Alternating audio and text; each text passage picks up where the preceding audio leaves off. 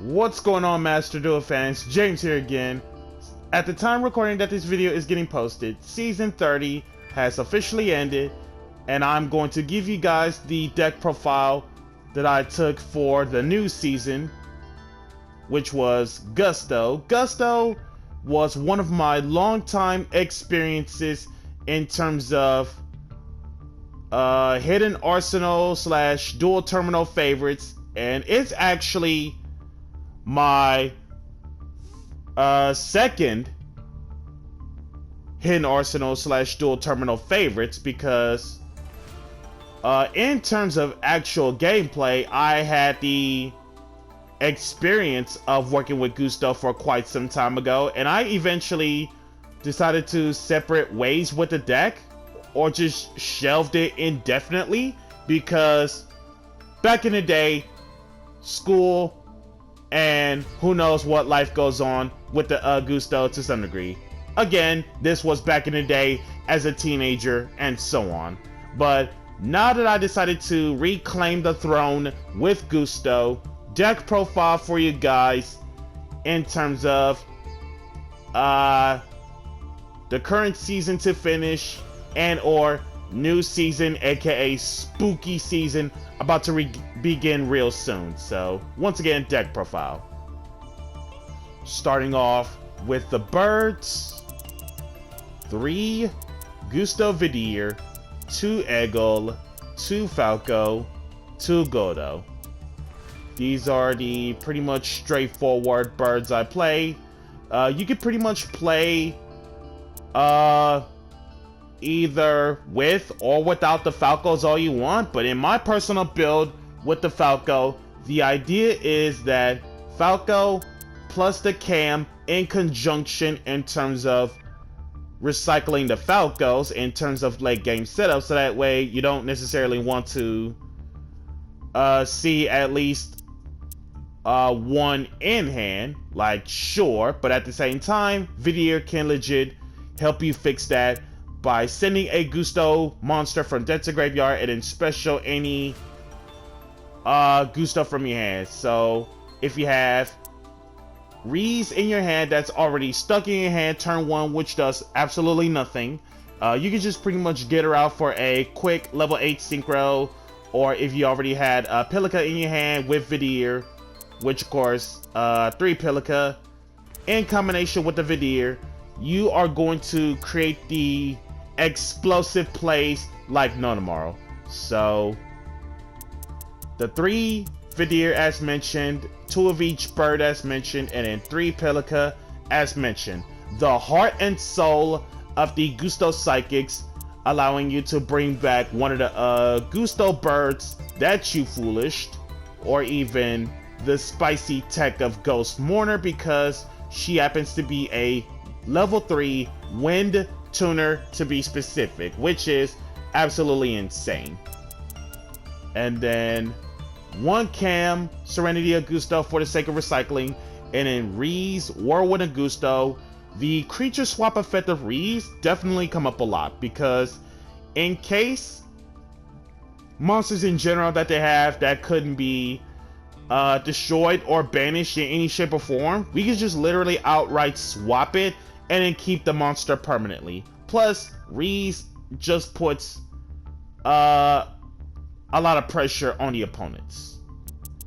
And then the 1 Ghost Mourner as mentioned, and Ghost Ogre because level 3 Psychic Tuner for the sake of E-Telly in terms of level 3 Psychic. And speaking of E-Tellys, 2 E-Tellys of course, and then 3 Tailwind. Tailwind is the busted spell card ever printed for the archetype. Aside from hooking it up to Gusto for the protection, this lets you E-Telly, depends on the level / rank modification to some degree. So if you hook it up to a level 4 or lower / rank 4 or lower, this lets you get any Gusto from the deck with a different type. So most cases, Cam and Pilica being hooked up with Tailwind, usually special summons literally any of these birds from the deck. And then if you decide to tailwind any of these birds, it will enable you to get Cam, Pilica, or even Reese from the deck off from tailwind, which is absolutely insane. And then if it were to be a 5 or higher Gusto that you equip, being the extra deck and or the extra deck Gustos that's not Falco in terms of 5 or higher, or Reese being hooked up, this immediately gets you a level 1 tuner, aka Eggo, which is crazy. And then Feather Duster, Change Your Heart, Foolish Burial, Quill Pentagoldo's card is crazy because if I expect to see Floodgate back row, you can just recycle back your wins to return that Floodgate back, and you are able to continue to play the game again. And then Foolish Goods, for the sake of tossing out Tailwind, Tactics Talent, Snatch Steel, Book of Moon, 2 Forbidden Chalice, 1 Cosmic Cyclone, Called by the Grave, and Blizzard. Blizzard is nice. And then the Power Traps, the 1 Trap Trick, along with 3 Infinite Impermanents, 2 Evenly Matched, and 2 Spiritual Wind Art Miyabis. As for the Miyabis, should be the wind, target 1 card your opponent controls, place that opponent's card on the bottom of the deck. It's essentially Ryza, but instead of top of the deck, it's bottom of the deck. And then the extra deck, all Entity Hostile, it's a wind, so that way your restriction off from Pilica doesn't matter too much out of it. So Hostile, this card doesn't come up, but maybe like 1 time throughout the whole entire season, I believe. It's still doable with Hostile. Stardust Charge Warrior, this card comes up a whole lot because draw power is nice. Maple Maiden, this card is absolutely crazy because in a random scenario in which if your opponent has a Towers monster and a random monster that's next to it, you can just have Maple Maiden target that random monster to send away that Towers monster they control to the graveyard. And because the card says your opponent must send, it doesn't apply to the monster, it applies to the player, meaning the player is forced to send away that monster, which is crazy. Stardust, for the saving grace, Ukyo Punk. This card comes up as a cheeky card because when it comes to level 3 psychics, in terms of the synchro summon ability, cards such as Pilica and Ghost Ogre, both level 3 psychics, and it makes it so that you are able to bounce up to 2 cards as a late game setup.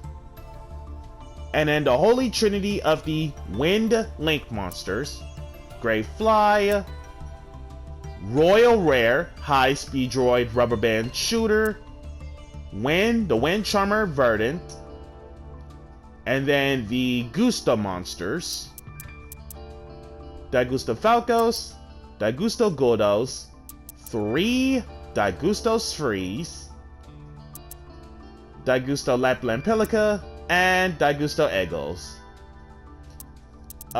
Falco only comes up like 1 time or 2 times throughout the whole entire season.